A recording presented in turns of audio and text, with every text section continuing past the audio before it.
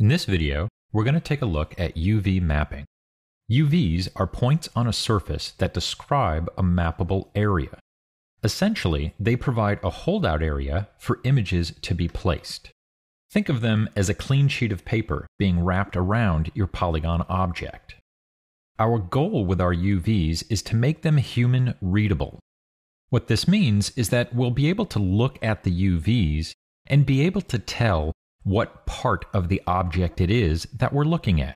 Let's start by selecting our object and making sure that we have a clean piece of geometry before we go any further. Now what that means is that we want to remove our transforms as well as get rid of any history. So I'm going to choose Edit, Delete by Type, History, and I will also go to Modify, Freeze Transformations. And now let's take a look at our UV texture space. And I'm going to open it up in my window here and go to Panels, Panel, UV Texture Editor. And I have my object selected, and I can then see the UVs that are currently on that surface. We'll make this full screen here. My current UVs are coming from the primitive object that I started with. When I built the crow, I built it from a cube. So what we're seeing here is kind of a residual set of UVs that were spawned off of that original primitive cube. They're basically garbage. We don't need them. Instead of deleting them, I'm just going to reproject my UVs and ignore what I currently see here. Now in my UV texture editor, we have a set of grids here. We have a section of 4 different grids, and one of them is a darker gray area. This is our UV texture space. This is our normalized area, and it runs from 0 to 1 in both the U direction and the V direction. We can also go into a negative value and use the space that is here as well as below. But inside our UV texture area, we can use any space that we see here. It does not have to have a grid on it. And this grid just helps us block out sections of our UVs. Let's project something so that we can see how this works. And I'm going to go back over to our crow. And we'll start with a large section here. His wing is going to be pretty easy for us to project UVs onto. I'm going to right click and go to Face. And I will select all of the faces there for the wing. And I have both the front and the back. I'm going to go to Create UVs. And I'm going to choose Planar Mapping for my projection type. Now, our goal here is to match our projection to our selection, or vice versa. In this case, I already have my selection made, and it's more or less a planar object. So I want to map it with a planar mapping.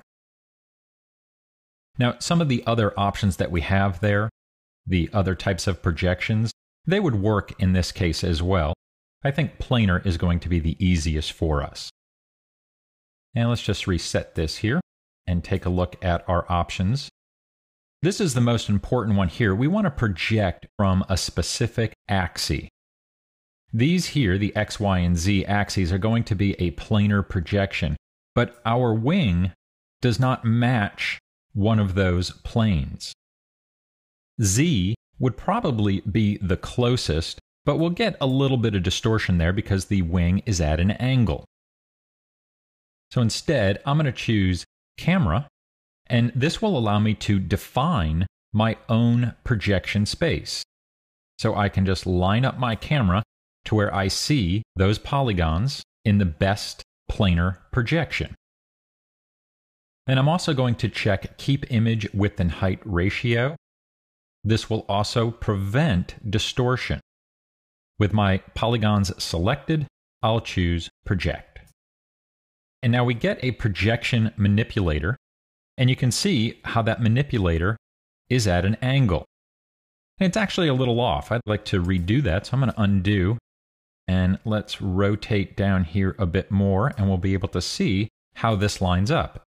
I already have my settings, so I'll just choose Create UVs, Planar Mapping. And there we go. So I rotated my camera a bit more, and now I have a better projection on there. So that's our first part. Now we can take a look at them inside of our UV texture space. Now they're automatically mapped to the 0 to 1 texture space, our normalized texture space.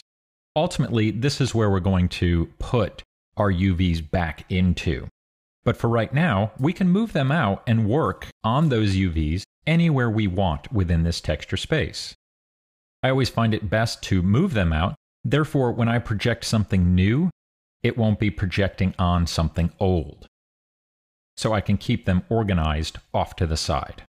Now, when we did this projection, we projected both the front and back. So I need to break these up so that I have a definitive back and front.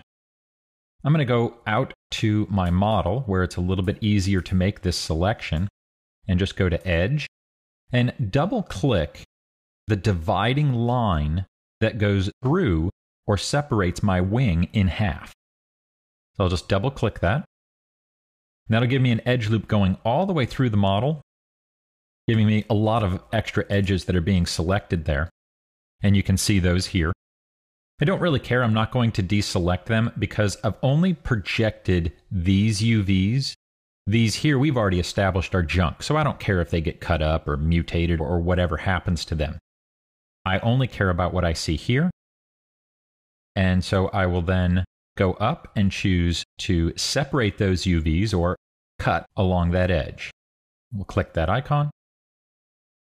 And now I can grab a single UV and do Select Shell, and pull that away. And now I have a front and a back to the wing. Now when we project our UVs, it often happens that they're still distorted.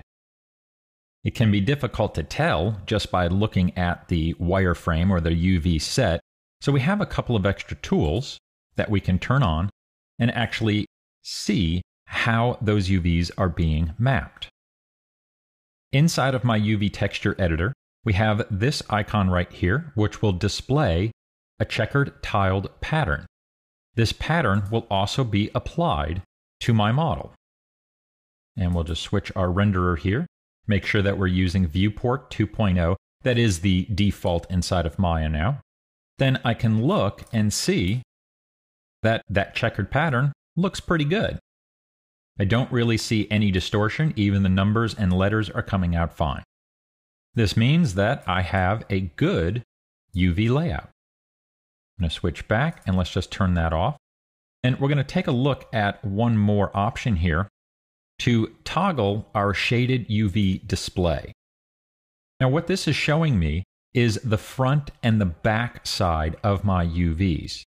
This is similar to what we were looking at with our normals on the surface. So here we're looking at the back of the UVs. Typically, we want to make sure that all of our UVs are facing front. So I could take this and flip it.